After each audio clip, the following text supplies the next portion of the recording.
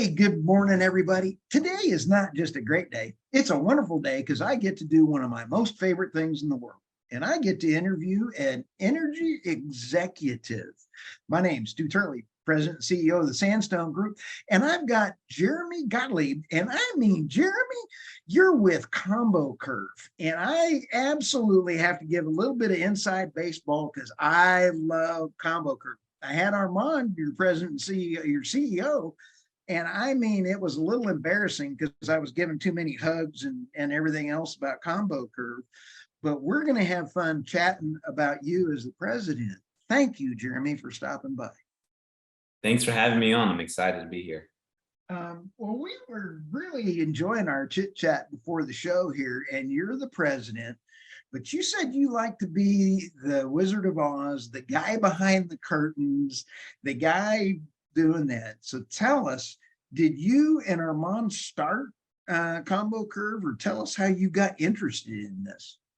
Sure. So I was leading the finance team at Deep Gulf Energy, and we're in the process of selling our business to Cosmos. And so I was looking at kind of what I wanted to do from a next steps perspective. And one of our mutual friends introduced us. Armand had a Spotfire prototype of an auto forecasting and economics tool, and we were talking about it. And I said, he said he hated Aries. I said, well, great. I don't really like PhD wind very much either, because I had no visibility into what everything looked like. I have to sit behind our reservoir engineer and the engineer tech, try to understand what's going into the models, and they didn't give me access to it. So I said, is this something that I'd get access to? Like, are we aligned from vision perspective?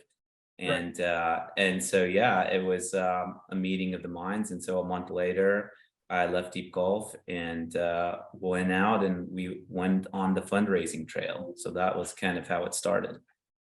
Wow. That is a true dream scenario. And on your LinkedIn, I just want to give a shout out to Armand. I had so much fun with Armand on when he was on the podcast just a while ago. He and I had 500 LinkedIn joint connections. I've never had 500 connections with anybody before. You and I've got 286. That's pretty good. But Armand outdid both of. I mean, But you're showing 50 million Series B financing on your LinkedIn. Tell us about that. That's pretty darn cool.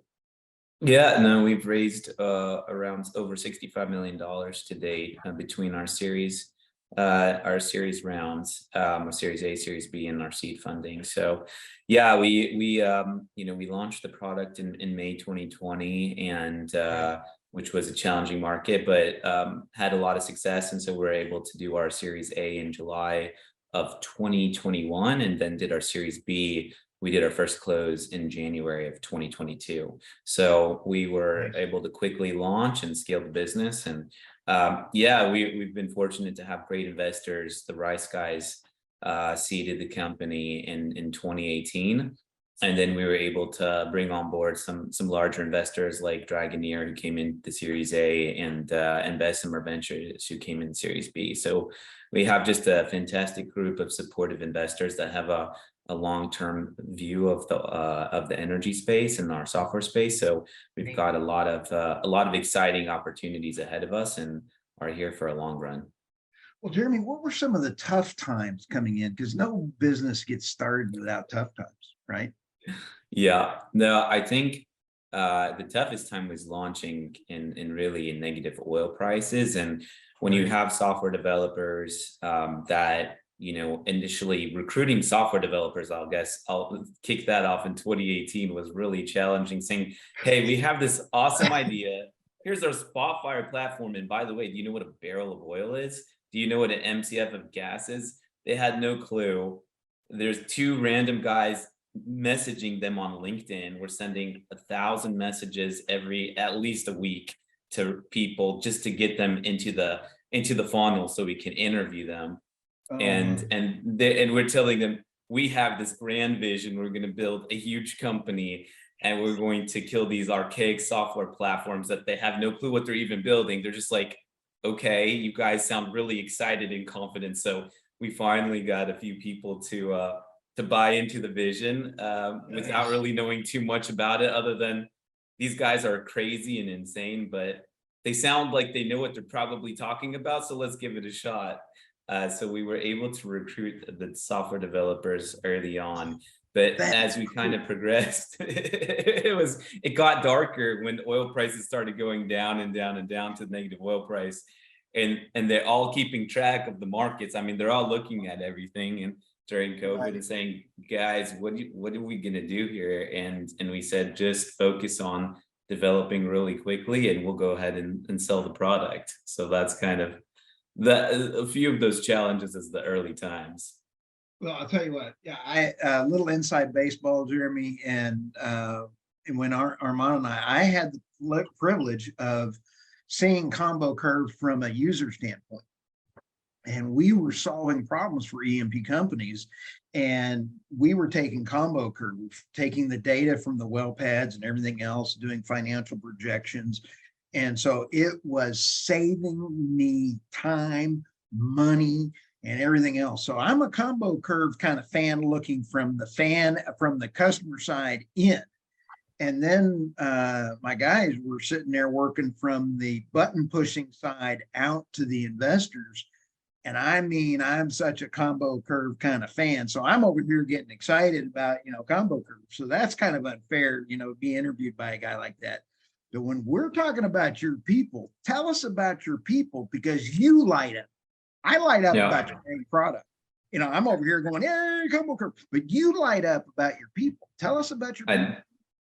I mean, we've been so fortunate to recruit a really great group of talented folks across all aspects of the organization, from development to product to sales and marketing and customer success and security. I mean, it takes a really large team to go through and build a world-class product and a platform that saves people time and money and allows them to make better investment decisions on a consistent basis. So yeah, when we talk about staying behind the scenes, I just love giving the opportunity and seeing all the people internally be able to grow and, give presentations. We've got a great GHG team that does fantastic presentations around how we've integrated carbon with the reserves process.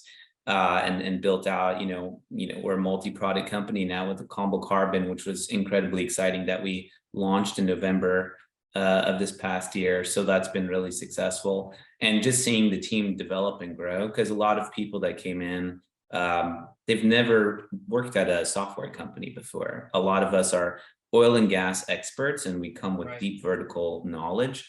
And transferring that and transforming that into execution from a software company side takes a lot of development and a lot of growth personally. So it's just exciting to see that across the team, and everybody stepped up because we've scaled. We added 90 full-time employees over the past around 12 months from where we were. So that more than doubled the team size. So it's just been an incredible growth trajectory, and it's taken a lot of everybody's energy and resources to get there. So it makes me proud to see what we've accomplished so quickly, getting to over 260 plus clients in around just over 2.5 years. And so, I've looked at a lot of other software companies in the energy tech space, and we're one of the few that have been able to scale. And it's been some simple things that have helped get us there, but it's all about the people. And so because the people build the software, and the people support the product, and we have the best of both worlds, which has been great. One of the cool things, I want to give a shout out to some of your employees, and that is when we were going through this, Michael, who was working on one of the projects, your customer support engineer worked dead on closely with Michael. And I mean, we were stunned to get that kind of support. And then Michael was cool enough that he also, Armand got on the phone with a end user. That was before anything else. And he was checking out how his people and how the software was going. That to me is really good commitment. I mean, I got to see from customer service side, and that was when it was early on. They were trying to integrate into Wolfpack on that one and everything else. So I got to see it from customer service side. That's kind of cool. Yeah. It's really important. That's how you win. Early on, it's not like we had the best, like in May 2020, we still had a lot of development going on. And so the way to be the way to be competitive, you can either have the best product, but if you don't have the support to give to that great product, you're not going to be successful. And early on, we saw that, so I was early on in May 2020. So from May 20 to December 20, I was our sales, customer success, customer support, our finance, accounting, marketing, HR. It was a tremendous amount. And by the time from May 20 to December 20, we signed 50 companies up. And it was just me. And then we had one salesperson with me. But any ticket that came in, it was me on the phone at 2 a.m. in the morning on Saturday, taking a call, jumping on, understanding what's happening. And if it was something serious, I pinged the team at 2 a.m. in the morning, like, guys, we got to get up out of your bed. I'm out of my bed. And I had 2 kids at home. I had a 2-year-old, and then it was like a 1 month. I had newborn. I was literally on the phone in the hospital from both my first child. Was it my second child? The second child, I was on the phone going through economic modeling with a guy who's now at EIG, going through ownership and making sure that the models were done right. And so, I quickly realized that being the best at customer support and also having the best product, and we all realized that would help us scale really quickly. And early on, if you have a few gaps in the product, you got to do something the best, and customer support was the best in that area, which helped us bridge the gap until we, got more maturity from the product side. That's one of the coolest stories I've ever heard. But I want to ask you a real quick question. Are you still married? Because I think my wife would absolutely shoot me in the knee if I did pull that. So never mind. We started married. I am still married. She's been super supportive. If I hadn't had the full support, she said, if you don't do this now, so when I left Deep Gulf, I had a 4-month-old at home. And and she was working full time. She ended up leaving her job as a prosecutor. And so it was all on my shoulders in 2019 and 2020 to go ahead and make sure that this was successful. But it required 100% support and buy-in from her in order to take the business and be fully dedicated. So she's been, taking care of the house. Honestly, I would much prefer working 80 to 100 hours a week than taking care of the house. Her job is much harder than my job by multiples. And we just had twins too. So we have 4 children right now. It's a zoo. It's crazy. Congratulations. That is so cool. I have the better side of the bargain right now. That's just really cool. Now, as a prosecutor, you can't get away with anything at home, can you? No, I don't win arguments. It's not. She's better trained than I am at beating. Just the courtroom experience is much better negotiator and than I am. Well, I'll tell you what, you and I are also chit-chatting about Elon before we did. I'm sitting here thinking, as he bought Twitter and he's in there coding with these guys, nobody's pulling any wool over his eyes. So you're going to be the next Elon of software for oil and gas companies. What do you think? That's I love that. Can I keep it? Do I get to keep that? Okay. I won't even charge you for it. But I really like that. Comments, because your eyes light up when you're talking about your people. You're coding, but yet you're over there doing the customer service on the phone. That's how you get to success. I wish people would understand that. I go into some restaurants and the owner walks by and that's not how you get people back. I mean, that's not it. Now, let's go to your combo ESG combo carbon. Yep. Thank you. I knew you'd know what it was, but there is no ESG without accountability. And it just drives me nuts that people go out there and in other parts of the world, they'll go, I know me some ESG. they can't even spell ESG. I mean, they're trying to say that that they know what's going on. Tell us about ComboCurve and why it came out, and then what it is. Sure. So what we saw is an opportunity. Anything that you work on from a reserves perspective or development planning perspective has an ESG impact and an emissions impact to it. So what we saw, we started with the core of every energy company, which is reserves and economics. And then we saw an opportunity to expand, and that companies were taking emissions significantly more seriously. So we saw that as an opportunity to expand out into the carbon space. So what we released was anytime you change your development plan or different forecasts, that impacts your CO2 emissions, it impacts different emissions across the board. And so that's been integrated together. We're the only tool. There's a lot of carbon accounting tools in the market, but for oil and gas, reserves and emissions are inextricably linked together. And in order to make investment decisions and decisions related to moving to net zero over time requires that constant iteration. So that was a challenge that we saw, and that was the opportunity that we took advantage of from a market perspective, to be able to make life easy for everybody to make those decisions on a granular level, on a facilities and well-based level versus at a high level, right? So that was, we released it in November, and it's just been incredibly successful. And we're really excited about that because the energy space is not going away at all. And it's mission critical and to the world. There are a lot of countries that are burning wood and coal and much more high intensity, carbon intensity products in order to generate electricity, when they could be using natural gas and other more efficient fuels like oil for their cars. So, you know, we see a very long run impact for, you know, we have to have oil for a long period of time. It's not going away. In fact, coal demand has increased, if you've seen more recently.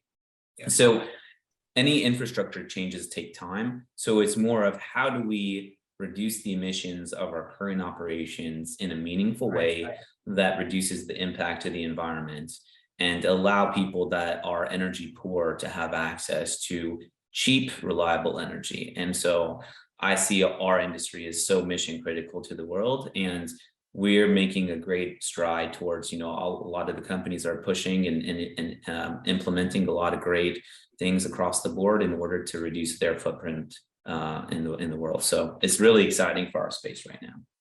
I'll tell you what, you just hit every single one. I'm sorry for getting excited again, but you just hit every single one of my hot buttons, because I believe that everyone on the planet deserves the lowest cost kilowatt per hour to raise them out of poverty.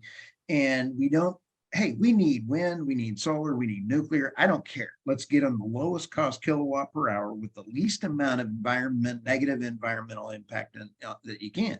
You cannot print money to put renewables in and then expect it to have low kilowatt per hour. Natural gas is really, really, you know, why is there such a big problem? And you're nailing down the biggest problem, Jeremy, and that is education. If you're going out with ComboCurve and going out and educating people that, hey, by the way, we can prove that our oil and gas and our natural gas is clean and cleaner than coal. You know, I mean, my goodness, that's the number one thing, don't you think? That education, that natural gas, those reserves, lowering inflation. I mean, you just chink, chink, chink.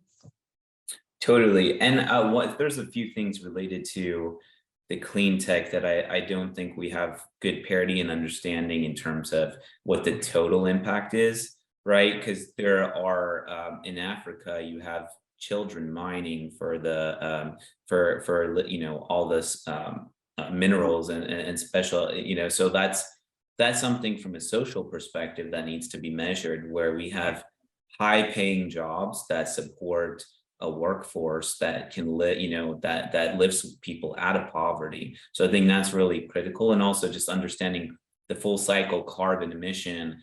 I mean, mining for those minerals, it's high intensity. What do you think they're using? They're using gas powered vehicles in order to mine lithium and everything else in order to put it into the battery packs. So it's and then you've got the solar farms and the wind farms.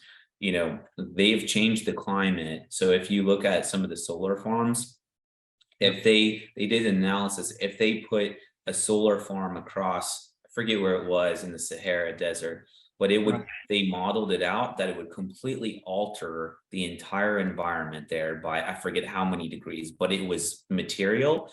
And so they decided against it. So there are a lot of impacts that are not necessarily gone ahead and marketed from that side, from a narrative Right. perspective. So I think our industry has gotten better at marketing. I mean, Toby Rice has done a fantastic job of marketing and explaining how vital natural gas is to the world.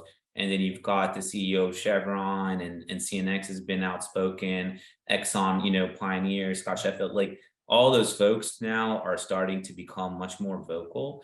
And we need to take pride in our industry and let everybody know what's actually happening, because yeah, it sounds oil and gas, a lot of people have put a very negative spin on it, but it's so mission critical. They can't use their cell phones if we didn't have our industry. So it's things like that, trying to get people to appreciate where we are, but also think about all the other people that are impacted that don't have access to it. So you're 100% right. We've got to continue pushing hard marketing, because energy poverty to me is a bigger concern. The environmental impacts we can do, we can reduce those through technology and understanding what we do from a day-to-day side of things. Well, you know what? For being the guy, the Wizard of Oz behind there, you're in the magic curtain and everything else, you're actually a great spokesperson, Jeremy. So you were over here saying that you and I are in the same, I'd give you a hug, you know, but fortunately we got Zoom between us here. But, you know, when we sit back and go, it's about humanity, stupid. You know, it takes a village to raise me. I mean, an idiot. It takes a village to raise an idiot. Oh, I am. Never mind. We'll have to cut that one out maybe. But no, it's not. It's true. So when we sit back and kind of go, where are you going with ComboCurve in the next year? You came out with one of the best things I've seen in a long time. Combo Carbon is huge. Where are you going? How are you going to top that? Yeah, I mean, our goal is to be the operating system for energy companies at the end of the day, right? With all of the scheduling, the emissions, the reserves and economics. There's a lot more things that make and assist that process of getting to your cash flows and optimizing from a decision-making process faster. So the goal is to be able to streamline all of those processes from an energy company perspective to get to the finish line for what are my cash flows look like, what do my emissions look like, and anything that's ancillary to that will be built on top of it. So there's a lot of other features coming out, but we've still got a tremendous amount to build that we're building on carbon, a lot more on scheduling and our core platform to continue to enhance it. But the goal is to be that big operating system that a good chunk of the company touches when they log in. When a CEO logs in, they log into ComboCurve, see where the business is. When reservoir engineer gets up and goes to work, they log into ComboCurve. When production engineer gets up, logs into ComboCurve. Finance team, a lot of different teams that we touch, from just being able to run sensitivities in order to feed into the financial model. So that's the vision of the company. There's a lot of work to do there, but it's really exciting because we've got a really clear path from a vision perspective. The single pane of glass is just an amazing concept. Back to Elon, he's going for the single app. You're going for the single pane of glass in the energy space, right? Wow. Yeah. That's pretty darn cool. See, I can see you coming out not just in the US. I really like the fact that you and Armand are really focusing on the world. That single pane of glass, though, holy smokes, that is critical. Mm-hmm. Yep. It's I think having that just unified platform where everybody's looking at the same version of the truth is critical to make the best decisions, because a lot of times what happens, you'll have data get updated in one system, it doesn't push to the other system. So it's just overall, it's a crazy process. I lived and breathed that process at Deep Gulf Energy. If I needed something new, I have to go ask somebody to get it done at Saturday night at 8 o'clock. And then they would have to send it to me. I have to put it in my model. I have to tick and tie it out. So we have a very large vision from like a long run perspective where we want to be. And it's pretty exciting. Yeah, it's not just the US, there's South America, there's Canada, there's Asia, there's Middle East and Africa. So there's a lot of opportunity for growth in a bunch of different areas for us. And we're going to look at those opportunities and really take advantage of them, because I think we've got a fantastic team, and just having that one single platform that's built out. A lot of companies make acquisitions and try to bolt on those companies, but the integrations don't work properly. They don't communicate well together. A lot of them are desktop-based solutions. So just organically building has been tremendously successful for us. I'll tell you, it is such a joy to visit with you. And when you sit back and take a look, I just noticed that Armand went to Australia to visit his sister on LinkedIn. You guys deserve a vacation. I mean, after going through what you've built, what you've done, you built a great team. When are you going to Australia to visit his sister? I definitely going to be taking a little vacation at some time in the very near future. With 4 children, I don't know how much travel I can get to, but definitely need to go ahead and take a week or 2 off and get out of the house and get multiple nannies and to take care of the household for a while to get away. Oh, that's funny. As a note I put on Armand's LinkedIn was congratulations on your vacation, but the true testament of a good company is coming back to a company after a vacation.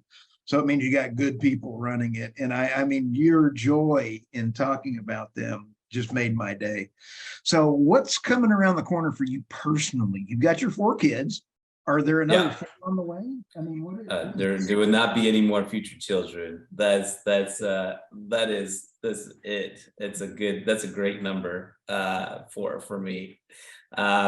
No, it's more of the same, just really getting out and about for maybe getting a few more rounds of golf in. And we've had some good, we had a good Scotch event for some of our clients and folks that we know within the industry. So doing a few more events here and there, getting out and about for those things, and a lot of conferences and things to prosecute. I am excited about, I don't know if you're going to the World Oil Poker Tournament in Vegas. Oh, no, I would love to. Where's that at? Vegas?